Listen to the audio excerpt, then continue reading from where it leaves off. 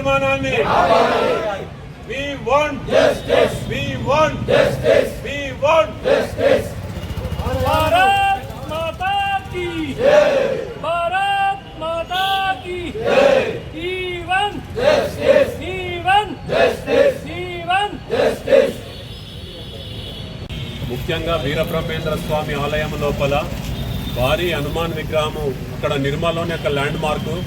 అలాంటి భారీ హనుమాన్ విగ్రహాన్ని యొక్క ప్రతిష్టను దెబ్బతీయాలన్న ఉద్దేశంతో అక్కడ ఈద్గా పనులను అక్రమంగా ప్రారంభించి హిందువుల మనోభావాలను దెబ్బతీసే విధంగా ఒక ఆలయం యొక్క ఫౌండేషన్ను పట్టుకొని ఇంకొక మతపరమైనటువంటి ఈద్గా కట్టడం అనేది చాలా తప్పు.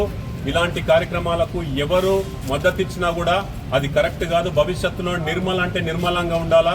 మత సామరస్యానికి మనము దాదాపుగా రాష్ట్రంలోనే పెట్టింది పేరు కాబట్టి ఒకవేళ ఇలాంటి అక్రమ నిర్మాణాలకు ఎవరు ప్రోత్బలించినా కూడా ఇమీడియట్ పాలనాధికారి దీని మీద స్పందించి వెంటనే మాకు న్యాయం చేయాలా. ముఖ్యంగా అక్కడ ఆ ఈద్గా కట్టడం వల్ల ఈ ఆలయానికి ఆ ఈద్గాకు మధ్యలో రానున్న రోజులలో సమస్యలు చాలా ఉంటాయి కాబట్టి ఈ అధికారులందరూ కూడా భవిష్యత్తును ఆలోచించి నిర్ణయం తీసుకోవాల్సినటువంటి అవసరం ఉన్నది. దాంతోపాటు ఆ వెనకాల ఉన్నటువంటి కాలనీ అంతా కూడా ఒక మంచి అంతా కూడా వెల్ సెటిల్డ్, అందరూ కూడా మంచి ఎడ్యుకేటెడ్స్ ఉన్నటువంటి కాలనీ.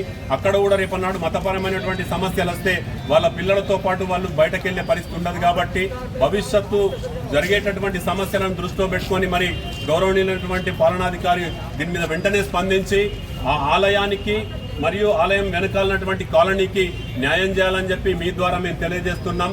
ఎంతో జాగా ఉన్నా కూడా ఒక గుడి పక్కనే ఇంకొక ప్రార్థనా మందిరం కడుతున్నారంటే ఇది మతపరమైనటువంటి దాడిగా మేము భావిస్తా ఉన్నాం. ఒకవేళ ఇలాంటిది జరిగితే భవిష్యత్తులో హిందువుల మంత్రం కూడా ఏకమై మరి పెద్ద లొల్లి చేసే పరిస్థితి ఉంటుంది కాబట్టి దయచేసి పై అధికారులకు పై నాయకులకు మేము ఒక మేలుకొల్పుగా చెప్తున్నాం, దీన్ని వెంటనే ఆపేయండి. ఒకవేళ ఇది ఆపకపోతే మేము చట్టపరమైనటువంటి మేము ధర్నాలు కానీ మేము రాస్తారోకలు కానీ చేయడానికి సిద్ధంగా ఉన్నాం. కాబట్టి దయచేసి ఆ కాలనీని అదేవిధంగా ఆలయాన్ని మీరు కాపాడుతారని చెప్పి మీ మీద భరోసాగా ఇక్కడ ఆర్డీఓ గారికి నెక్స్ట్ కలెక్టర్ గారికి మేము 2 దఫాలుగా ఇచ్చినాం. అయినా అక్కడ పనులు ఆగుతలేవు. 3వ దఫాగా ఇచ్చి మరి మా కార్యాచరణ మేము ప్రకటిస్తామని చెప్పి మీ ద్వారా మేము తెలియజేస్తున్నాం.